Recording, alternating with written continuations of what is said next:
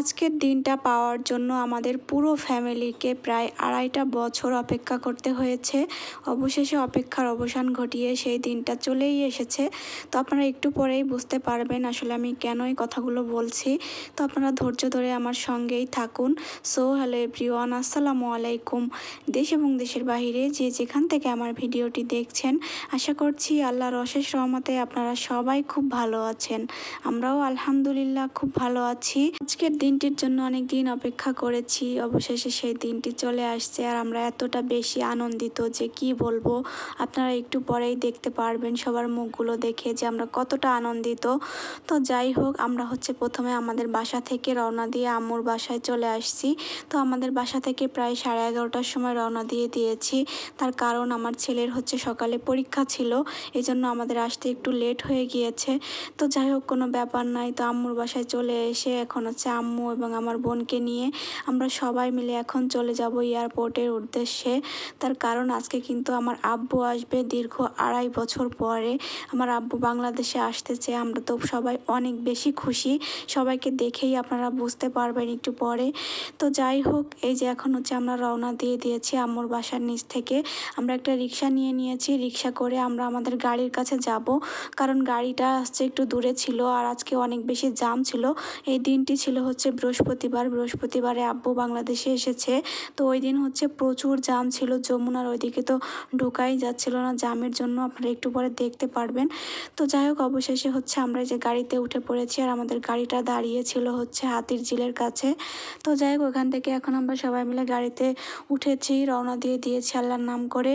আর আমার আব্বু কিন্তু এর মধ্যে ল্যান্ডও করে গিয়েছে বাংলাদেশে। আব্বু ফোন দিয়েছে আমাদেরই যেতে লেট হয়েছে, আব্বু আগে এসেই ওখানে বসে আছে। তো যাই হোক, বেশি সমস্যা হয়নি, মানে বেশি দেরি হয়নি। অনেকটা জাম ছিল রাস্তায়, অনেক জাম পেরিয়ে অনেক স্ট্রাগল করে দেন আমরা চলে যাচ্ছি এয়ারপোর্টের খুব কাছাকাছি চলে আসছি।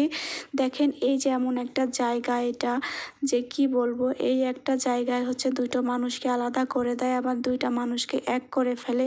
আমাদের হাজবেন্ড দেশে থাকে, আমরা তেমন একটা ফিল বুঝতে পারি না, কিন্তু আমার আম্মুর বিষয়টা যদি একটু ভেবে দেখা যায়, দেখেন কি অবস্থা। আপনাদের ভাইয়া আমাকে ছেড়ে 1 দিন বা 2 দিন বাড়িতে গেলেও আমার খুব কষ্ট হয়, কিন্তু আমার আম্মু সেখানে কতটা বছর আব্বুর জন্য অপেক্ষা করে।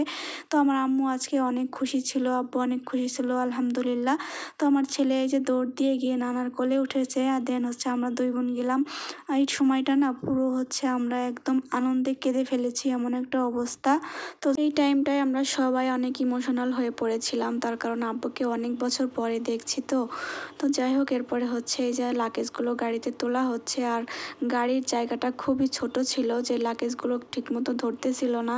তো যাই হোক, অবশেষে পরে কিন্তু কষ্টে মষ্টে এগুলো ঢোকাতে পেরেছে। আর আব্বু ভালোভাবে সুস্থ শরীরে আলহামদুলিল্লাহ আমাদের কাছে চলে আসছে আলহামদুলিল্লাহ। এটাই অনেক আমাদের জন্য, কিন্তু এই আনন্দটা খুবই ক্ষণিকের জন্য। তো যাই হোক, যতদিন থাকবে ততদিন তো আনন্দ করব। এবারের ঈদটা কিন্তু আমাদের জন্য অনেক বেশি স্পেশাল হবে, কারণ প্রায় অনেকটা বছর পরে আব্বুর সঙ্গে এবার প্রথম ঈদ করব আলহামদুলিল্লাহ সব কিছুর জন্য। তো যাই হোক, এই যে দেখেন, এটা কিন্তু এয়ারপোর্টের 4র্থ টার্মিনাল করা হচ্ছে। এটা খুবই সুন্দর, একদম বাহিরের দেশের স্টাইলে করা হচ্ছে। এই জিনিসটা কিন্তু সামনাসামনি অনেক বেশি সুন্দর, মোবাইলে কতটুকু বুঝতে পারছেন আপনারা জানি না। তো যাই হোক, এরপরে দেখেন এই যে জামের কি অবস্থা। বলেছিলাম না আজকে সেদিন বৃহস্পতিবার ছিল, প্রচুর জাম ছিল। অবশেষে জাম পেরিয়ে দেন একটু ফাঁকা রাস্তা পেলাম। দেখেন এই ফুলগুলো কতটা সুন্দর লাগতেছে, কৃষ্ণচূড়ায় ফুলগুলো আমার তো অনেক বেশি ভালো লাগে। আপনাদের কেমন লাগে অবশ্যই কমেন্ট করে জানাবেন। এই তো তারপরে অনেক জাম পেরিয়ে দেন চলে আসলাম বাসার নিচে। তো এখন সব জিনিসগুলো উপরে তোলা হবে। আর এদিকে আমার ছেলে কিন্তু ওর নানার কোল থেকে একদমই নামতেছে না। তো যাই হোক, সব কিছু ঠিকঠাক মতো তোলা হয়ে গেছে। আর এটা সন্ধ্যাবেলা। তো আব্বুকে ওয়েলকাম করার জন্য আমি একটা কেক এনে রেখেছিলাম। আর এই কেকটা অবশ্যই আমার পছন্দের পেজ তাসলিমা আপুর পেজ থেকে নেওয়া হয়েছে। দেখেন কেকটা দেখতে কতটা লোভনীয় লাগছে। আর এখানে লেখা ছিল ওয়েলকাম টু বাবা, মানে মেনলি আমার আব্বুকে ওয়েলকাম করার জন্যই এই কেকটা আনা হয়েছে। তো এখন এই যে নানা এবং নাতি মিলে দুইজনে মিলে কেক কাটছে।